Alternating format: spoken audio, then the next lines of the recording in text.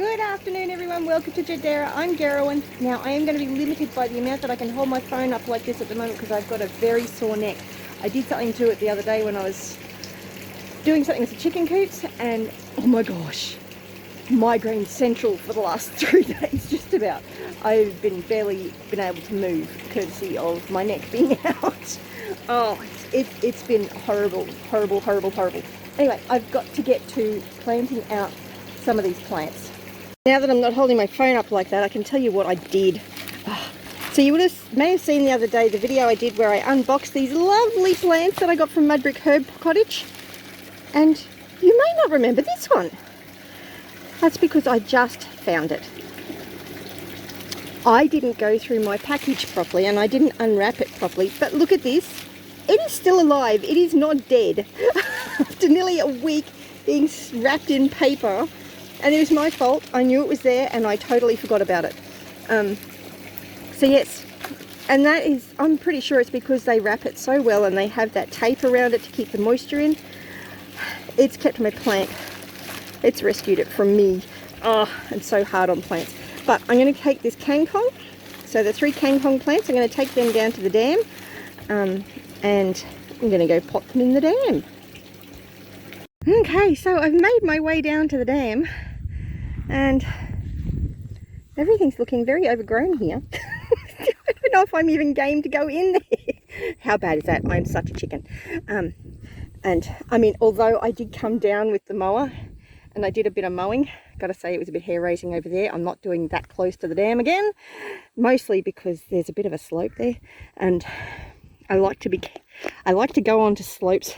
So there's a drainage ditch there, so I like to go that way, not that way. So yeah, didn't really enjoy that, so not doing that close to the dam again. And not doing that middle section either because it's got that slope there. So I'm just going to kind of go back that way. But just, anyway, now that I've scared myself, it's all good. Let's check on how all the plants are going. I can't see my water chestnut. So I may have killed them by just tossing them in, which I got to say isn't a huge surprise. I wasn't very gentle with them. But who knows, they might come up. They might have gone in further. But a lot of the other plants in here are doing really well. So really pleased with that. So yeah, and the water's starting to clear up. Like you can actually see the bottom of the dam there. You never could do that before. It used to all be incredibly murky. So I'm really pleased. And it looks like the plants are actually starting to do their job. Which, the whole reason I've got them in there is to clean the water and prepare it for fish. So, I did mow down here a little bit, but I wasn't sure at what point I would get down into water in this little peninsula jut-outy section here. See, I just don't know where the water level is and the grass is too long. But there's definitely some reeds coming up nicely, which is fantastic. I'm going to end up having lots of reactions to this grass. I should not be wearing the shoes that I'm wearing. But I was thinking I might have to walk into the actual dam and get my feet wet, so I didn't want to wear my joggers. And last time I came down here, my gumboots just weren't tall enough anyway, so I figure if I'm going to have to go in, I'm going to take my shoes off. At the moment my feet are incredibly sore after getting some shockwave treatment done on them earlier in the week to hopefully treat the plantar fasciitis. So what I think I might do is I might go in and try and plant them just around there somewhere maybe. Hopefully I don't make a huge big splash and a big mess because I don't have a tripod to hold the camera so that you guys get to see the YouTube moment. So it won't be a YouTube moment. Sorry guys. But yes, yeah, so I've got these 3 plants that I'm going to pop in here, and I do have some fish coming later this week, I think. Well, not later this week because it's Saturday, so they'll be coming next week sometime. Probably midweek. I would imagine they're going to ship them either Monday or Tuesday, and I should get them by Thursday or Friday. See, that's the usual way they work it. There's definitely lots of dragonfly activity around here, and I know when I came down here something kaplunked into the water. It's probably a toad. I don't know, probably whatever that is there. Is that a toad or a frog? Can you tell? I think it's a toad. How unfortunate. Would have been much nicer if it had been a frog.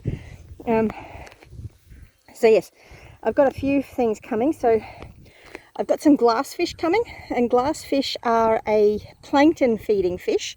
And they're also a good feeder fish for bigger fish. So hopefully they will start to breed up in here before I get a hold of some Australian bass. And the Australian bass are a really good fish to grow in farm dams and ponds. And then I'll put some silver perch in here as well. The Australian bass are a carnivorous fish, I believe. They're at least an omnivore. And they'll feed on the plankton feeders. And hopefully I've got a heap of plankton in here. I hope so. But I've also got some other, some underwater plants coming that are going to be good for feeding the glass feeder fish. So yes, so that's what I'm doing. Doesn't that just look so pretty? And look at the dragonfly. What a blessing. What a blessing this spot is. It's going to be so nice once the water's all cleared up and nice. So the Australian bass are really good for getting rid of leeches, which I know I have leeches because the boys went for a swim over at that end at one day and they came out with leeches on them, which was not fun, but they were all good. And it was a learning experience for them and for me. Anyway, I am a little concerned that this is getting a bit overgrown in here. So yeah, but there's not a lot that I know what to do to fix that other than use a mower, and I'm not taking the mower down to the water's edge. I could bring a goat down, I guess. I might put a goat on a star picket. That could work. Mind you, they're bound to eat my Queensland spinach, and they'll definitely eat my mulberry, which the mulberry really isn't doing very much. I'm quite surprised that it's not kind of taking off, because mulberries really like having lots of water around. So I don't know, but I mean, I do nothing to look after it. I just stuck it in the ground and ignored it. It is getting taken over a bit by weeds and grass, so I should probably come down and mulch it. But I just have not been well enough. But let's get these plants in, because I've got heaps of other things that I've got to do this afternoon, and I'm really not feeling fantastic. But it's at least nice and cool down here at the dam. It's actually really nice. There's a beautiful breeze. There's a lovely duck over there. You see the duck? See if I can zoom in. There's the duck. No idea what kind it is. Not a clue. But it's a duck. It's a wild duck. See? Pretty cool. Got all sorts of interesting things around here. And off it goes. Off it goes. Yeah, there's a lovely breeze, which is making it quite cool down here. A lot cooler than it is up at the house. Because it's up at around 32, 33 degrees Celsius at the moment. Not sure what that is in Fahrenheit. If I get a chance, I will have a look. But yes, let's get to planting these plants while I still have the stamina to do so. Anyway, here we go. I'm going to take my shoes off. I'm such a wuss. I hate taking my shoes off. I know I should. I know it's a good grounding experience.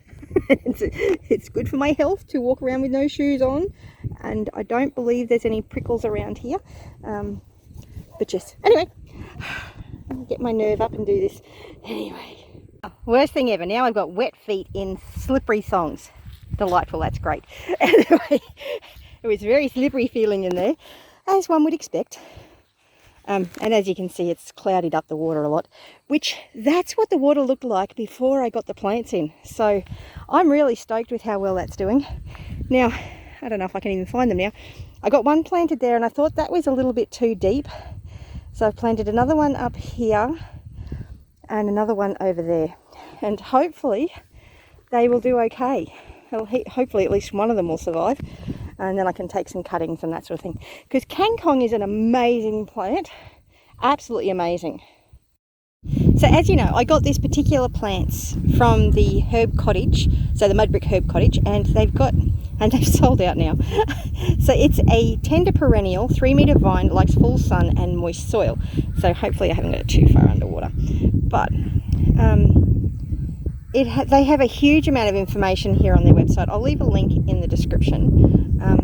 But see if I can find the medicinal uses of it.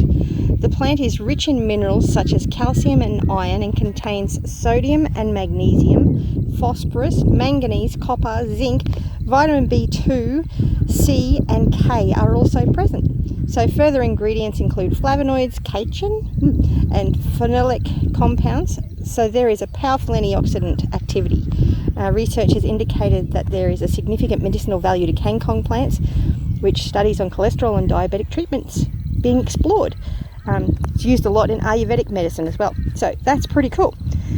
And other than that, I've also been doing a permaculture course with Jeff Lawton. Whoops. And in the permaculture course, he actually does there's a large section on aquaculture, which I've been paying a lot of attention to. Actually, I did my permaculture course online with Jeff a couple of years ago. Hubby's actually registered to do it this year, but he's been a bit busy with work, so I've been watching the videos. But I'm also alumni, so I'm allowed to watch it. But in the course, it actually says that Kang Kong is the fastest growing leafy vegetable in the world. So, and it's a really good aquatic crop. So, here's hoping that I can produce a lot of Kang Kong. And if it takes over, that's not a huge drama. But yeah, so really pleased that I've gotten that in. Now I just got to get back to the house, and I'm looking forward to my fish arriving, and I'm hoping there's enough of a habitat in this little area, and I'm going to set up a solar powered pump out here, creating some aeration in the water as well as my plan is to actually have like a little, potentially an IBC and a grow bed that I'd usually use for my aquaponics, to help add in good bacteria into the dam, which will also decrease the leach activity. I've also found courtesy of the permaculture course, actually found out about a leach trap that I can make using a coffee tin of all things. So potentially be doing a video on that in coming weeks. Anyway, so I'm going to get back up to the house, get the goats milked, check on all the chickens, make sure they're all organised, check on the aquaponics, feed the fish, and go from there. And I'll catch you in the next video. Thank you so much for watching, and a big shout out to Claire from Wisteria Energy Twister. Thank you so much, beautiful, for your awesome donation. That was just such a blessing. It really did cheer me up today. Thank you. Thank you. Check out my community tab for Claire's link to her channel, and if I remember, I'll put it down the bottom. If I haven't put it down there, remind me. So yeah, you have a great one. Bless you.